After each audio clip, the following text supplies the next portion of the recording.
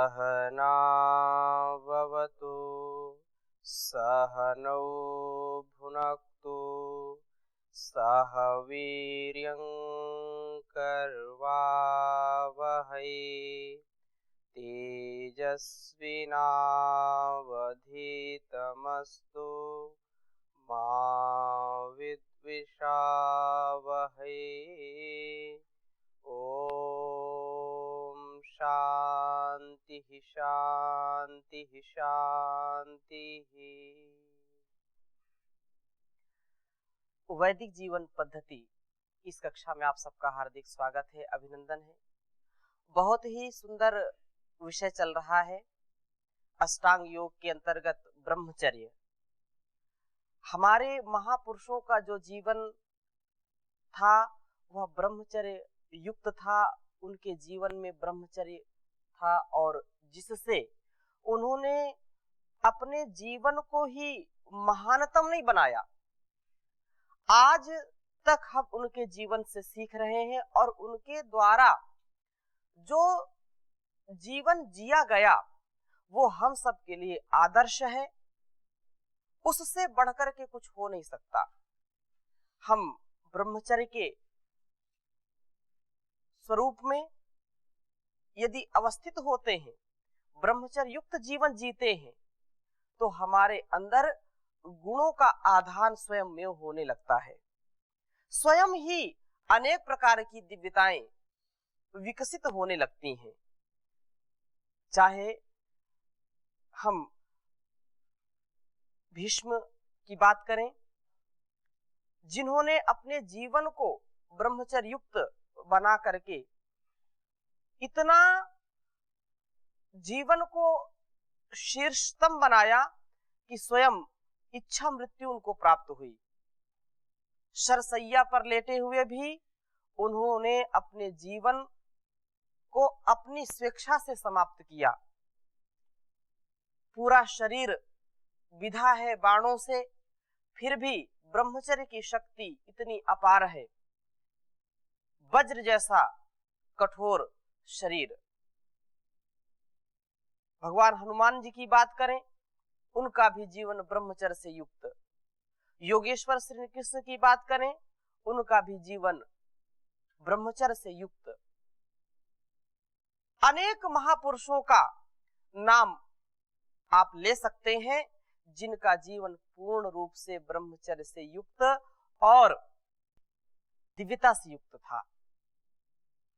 उस महा ऋषि जिन्होंने अपने शरीर को वज्र की भांति बनाया, 17 बार विष देने पर भी जिनका बाल भी बांका नहीं हुआ, ऐसे देव ऋषि दयानंद जी का जीवन ब्रह्मचर्य से युक्त, जिसके कारण आज हम वेदों का पठन पाठन अध्ययन अध्यापन करने में सक्षम हैं। वेदों की वाणी सुनने के लिए हम स्वतंत्र हैं। नहीं तो यदि महर्षि दयानंद न होते तो आज वेदों का नाम भी न होता। इसलिए हम ब्रह्मचर्य युक्त जीवन जिए और उनके द्वारा बताए गए मार्ग का अवलंबन करते हुए उस मार्ग में चले। वेदों की ओर लौटो। महर्षि का ये जो कथन है, इससे हजारों लाखों लोगों ने, करोड़ों लोगों ने अपने जीवन को बदला है और जगत को बदला है। राष्ट्र की स्वतंत्रता के लिए, राष्ट्र की आबरू के लिए, देश की आन बान शान के लिए लोगों ने वैदिक धर्म को अपना करके, वैदिक जीवन पद्धति को अपना करके अपने जीवन को सफल किया है। तो हम उन्हीं आदर्शों को जीवन में अपना करके वैसा जीवन जी सकें, हमारे अंदर भी ऋषित्व आ सके, हम ऋषि तुल्य जीवन जी सकें, ऐसी मनोभावना से, मनोकामना से हम बहुत ही सुंदर यह स्वाध्याय कर रहे हैं। वैदिक जीवन पद्धति के इस कक्षा में पुनः ब्रह्मचर्य से हम ओतप्रोत हो, ब्रह्मचर्य युक्त हमारा जीवन हो। तो कल के विषय में यदि किसी का कोई प्रश्न हो, कल जो थोड़ी चर्चा की थी ब्रह्मचर्य की, उसके संदर्भ में किसी का आप में से कोई प्रश्न हो तो आप पूछ सकते हैं। क्योंकि ब्रह्मचर्य का मतलब केवल वीर रक्षा नहीं है। शरीर से तो हम वीर रक्षा कर रहे हैं, अपनी उपस्थेंद्रिय का संयम करना अनिवार्य है, परंतु हमारा मन यदि पवित्र नहीं है, हमारी दृष्टि यदि पवित्र नहीं है, हमारे यदि विचार पवित्र नहीं है, तो भी हम अब्रह्मचर्य युक्त जीवन जी रहे हैं। अष्ट मैथुन की बात कल की थी कि 8 प्रकार से ब्रह्मचर्य का खंडन होता है, ब्रह्मचर्य खंडित हो जाता है। उन 8 प्रकारों में सबसे पहला दर्शन, दूसरा स्पर्शन और तीसरा एकांत सेवन। स्पर्शन के विषय में एक प्रश्न आया था, भाई गोपाल जी ने पूछा बाद में कि आचार्य जी आपने 2 बातें कही, दर्शन और स्पर्शन, तो व्यक्तियों से तो ठीक है, लेकिन आपने वस्तु भी उसमें बोल दी थी। वस्तुओं के देखने, वस्तुओं के स्पर्शन से अब्रह्मचर्य का भाव जागृत होता है, ब्रह्मचर्य खंडित होता है। ऐसा कैसे? लोक में अनेक बार देखने को सुनने को मिलता है कि ऐसे पदार्थ, ऐसी वस्तुओं का दर्शन या उनका कोमल स्पर्शन हमारे अंदर विलासिता का भाव भर देता है, ऐसा आलंबन पैदा कर देता है जिससे हम अब्रह्मचर्य की ओर अग्रसरित हो जाते हैं। इसलिए वस्तुओं का भी प्रयोग हम करें, लेकिन अनासक्त भाव से करें, आसक्ति से ना करें। उसका यदि स्पर्श हो रहा है तो उसको सात्विकता की प्रधानता युक्त उसका स्पर्श हो। यदि कामुकता से और अब्रह्मचर्य युक्त उसका सेवन करेंगे तो निसंदेह आपका ब्रह्मचर्य खंडित होगा।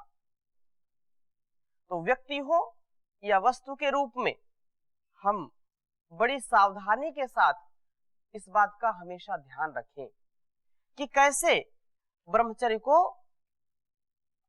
अखंडित रखना है, खंड नहीं होने देना है, ब्रह्मचर्य टूटे नहीं, ब्रह्मचर्य छूटे नहीं। इस स्थिति में हम अपने को रखें।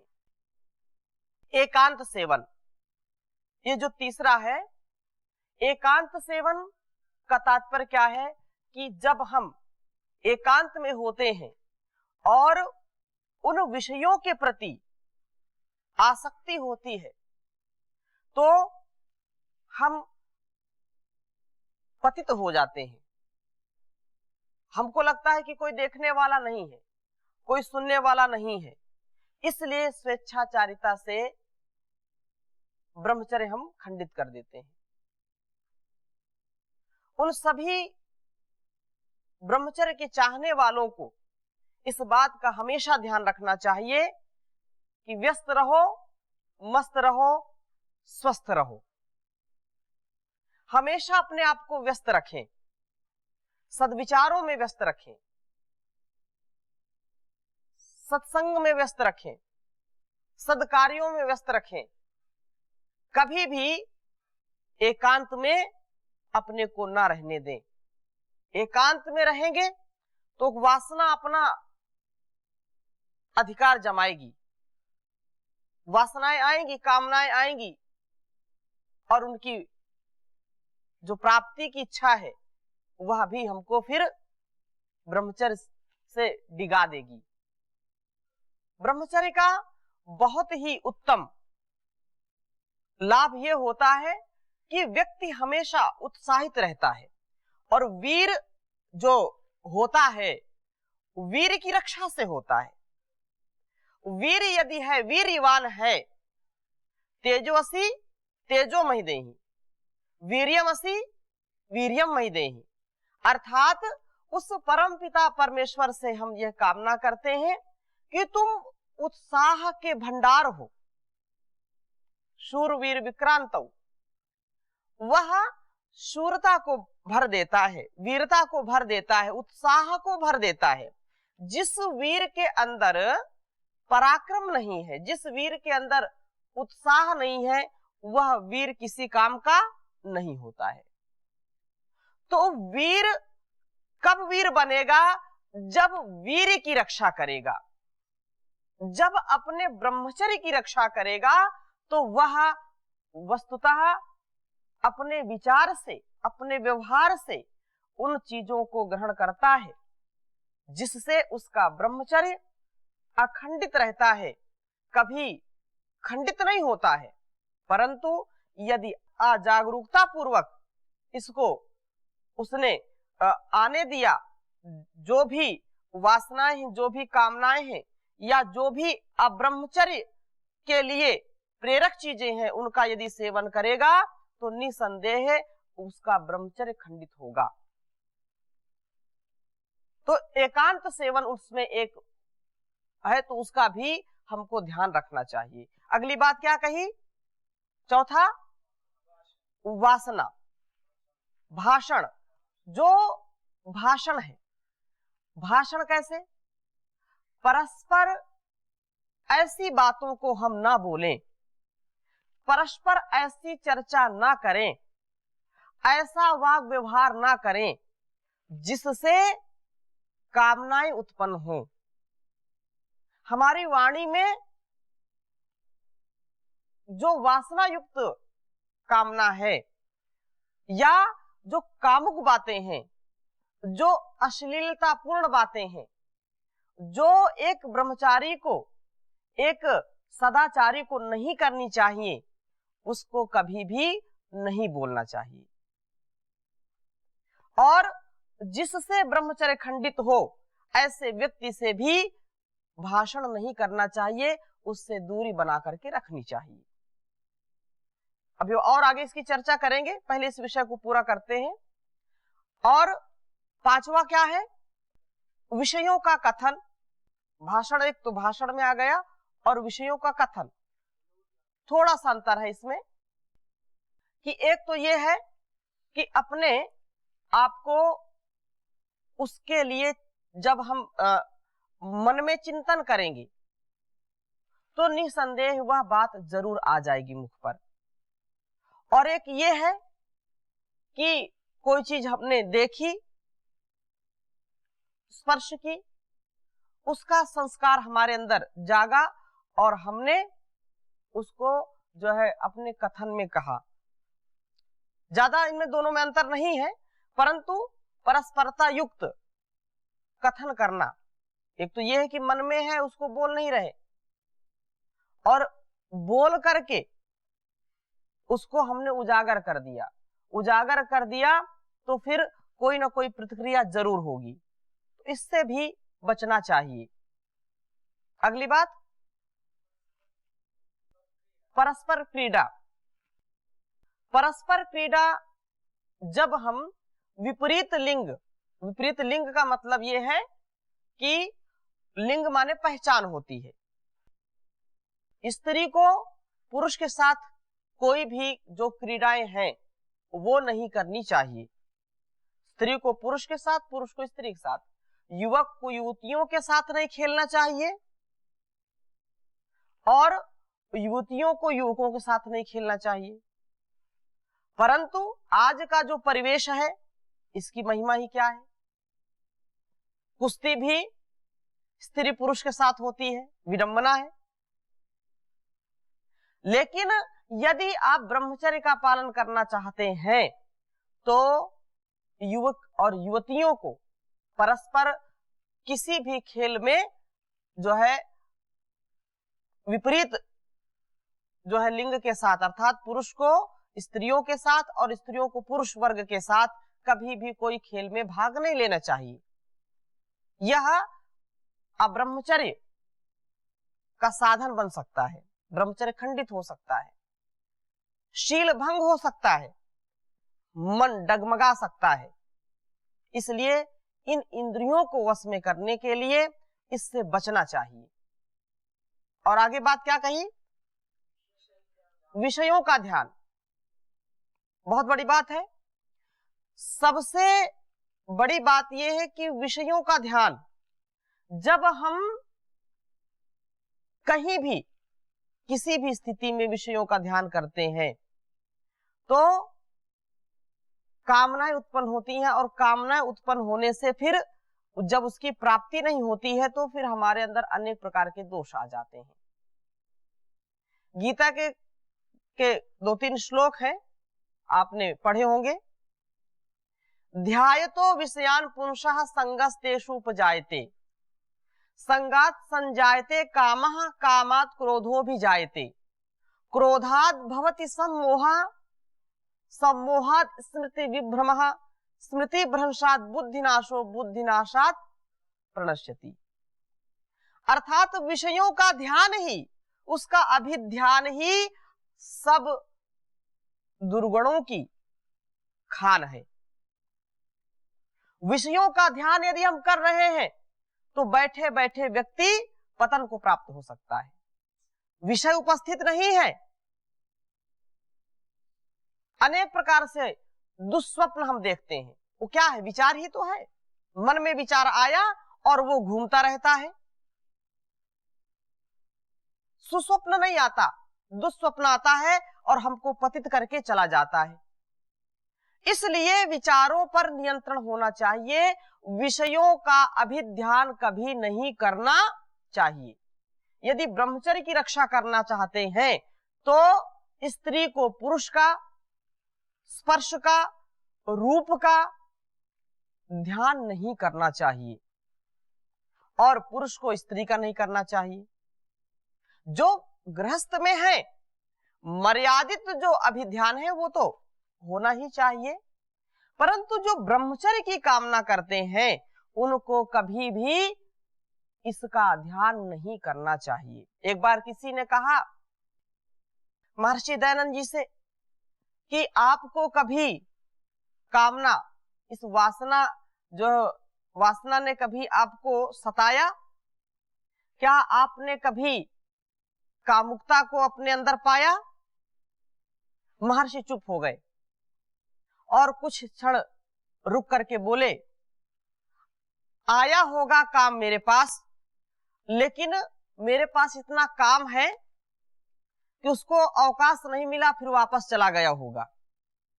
अर्थात अपने आप को इतना व्यस्त रखें कि विषयों का चिंतन आने ही ना पाए। विषयों के प्रति रूप, रस, गंध आदि जो हैं, इनके प्रति हमारा ध्यान ही ना जाए, तब जाकर के ब्रह्मचर्य की रक्षा होगी। और आगे क्या कहा? संग, जैसा कहा कि संगात संजायते कामः, जब ध्यान करेंगे तो उसके संग की आसक्ति होगी। किसी विषय का, किसी व्यक्ति का हम ध्यान कर रहे हैं, आसक्ति पूर्वक, काम पूर्वक, वासना पूर्वक ध्यान कर रहे हैं और वह उपस्थित नहीं है, फिर उसकी कामना से, उसकी जो है उसके अभिध्यान से उसके संग की आवश्यकता होती है, उसकी प्राप्ति हम चाहते हैं, तो ऐसे काम बढ़ता है और ब्रह्मचर्य खंडित होता है। तो ऐसे हम लोगों का, ऐसे रूप का, ऐसे व्यक्ति का ध्यान ना करें जिससे कामना उत्पन्न हो, उसकी संग की जो है कामना उत्पन्न हो जाए और संग से फिर दुर्गुण, दुर्व्यसन, दुर्व्यवहार आता है। जब नहीं संग की प्राप्ति होगी तो व्यक्ति को फिर क्रोध आता है। कामात क्रोधो भी जायते, क्रोध आएगा, क्रोध से व्यक्ति पागल हो जाता है, उसको पता नहीं चलता क्या सही है क्या गलत है, क्रोध की अग्नि में जल करके भस्म हो जाता है। कामात क्रोधो भी जायते, क्रोधात भवति सम्मोहः, वहां मूढ़ हो जाता है, क्या करना क्या नहीं करना, क्या कर्तव्य क्या अकर्तव्य है, वह भूल जाता है। क्रोधात भवति सम्मोहः, सम्मोहात् स्मृति विभ्रमः, और जब वह कर्तव्य विमूढ़ हो जाता है तो उसकी स्मृति विस्मृति में बदल जाती है। अमुक व्यक्ति मेरे सामने खड़ा है, उसके प्रति क्रोध आ रहा है, जिसके कारण मेरी काम की भावना नष्ट हो रही है, जिसके कारण मेरा संग बिछुड़ रहा है, मैं संग नहीं प्राप्त कर पा रहा हूं, उसके प्रति क्रोध आएगा और क्रोध से स्मृति का जो है नाश हो जाता है, मोह से स्मृति का नाश हो जाता है। फिर ये नहीं पता चलता कि ये मेरा अपना है या पराया है, मेरी अपनी है या पराई है, पति पत्नी, भाई भाई में, माता पिता में, गुरु शिष्य में कुछ अंतर नहीं हम देख पाते हैं। क्रोध आता है तो क्रोध में कुछ भी हम कर बैठते हैं, अनर्थ हो जाता है।